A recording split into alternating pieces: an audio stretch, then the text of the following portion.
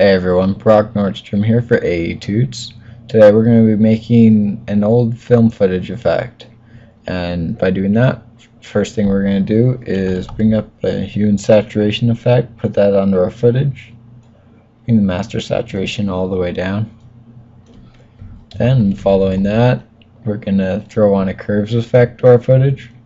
Let's bring the hue and saturation down below that. And we're actually going to be flattening our image by adjusting the levels as so. Alright, that looks good. Next thing we're going to do is posterize the time of our video footage. And what this does is bring down the normal frame rate to whatever you set it to.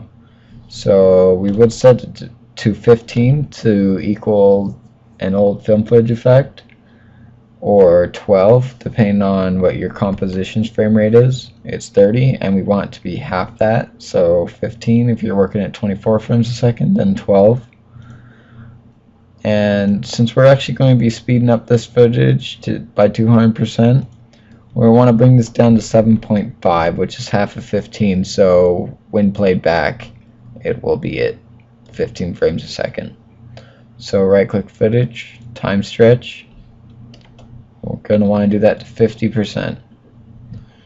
So now it's twice as fast. Next thing we're going to do is create a new solid. It's going to be white. We're going to call it a vignette. And then add a ramp effect to it. Change the ramp shape to radial. Start of the ramp in the middle. End of the ramp way outside here. Start color of white and end color of a dark gray. Then following that, we're going to change the layer style to either multiply, color burn, or linear burn. Now they all look good, but to me I like linear burn the best.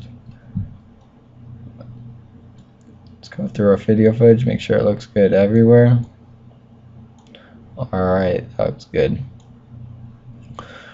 Next thing we're going to do is to add a splotchy looking effect.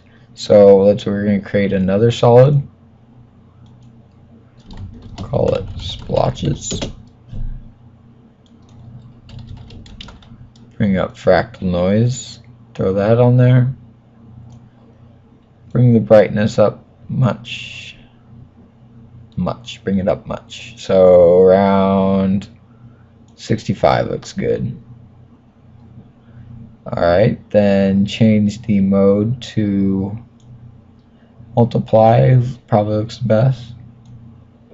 Alright, following that, go to the beginning of your composition, change the evolution, or click the evolution keyframe, then go towards the very end and change your evolution number of cycles to 90. And then throughout your footage you're going to get this constantly shifting splotches that you see in old film. And that's a little strong, so let's bring our layer style to normal and boost up the brightness. That's better. Bring it back down to multiply. Yep, there we go, perfect.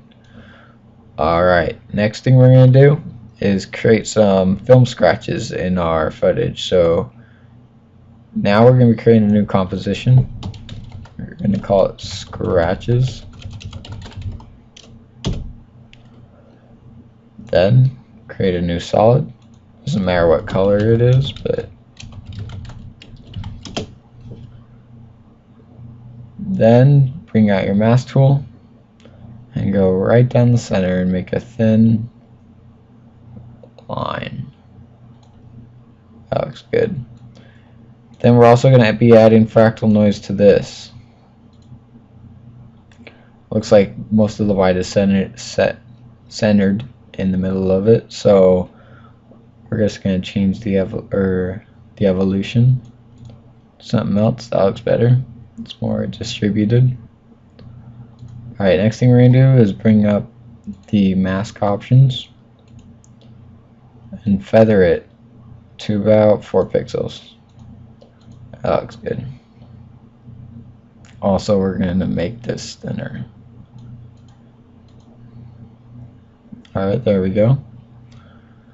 Then, after that, click on the layer and bring the position up. Keyframe. We're going to zoom in a lot to our timeline. And then just drag it over.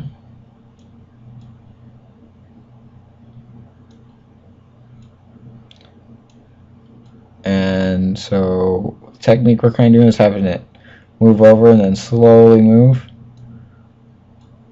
over. We're going to have it jump all the way over there.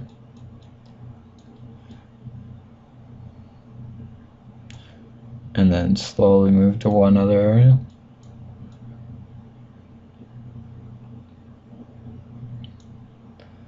And after that, move it over.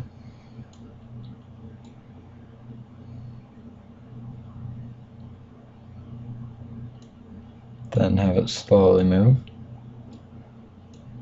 Have it jump around a bit.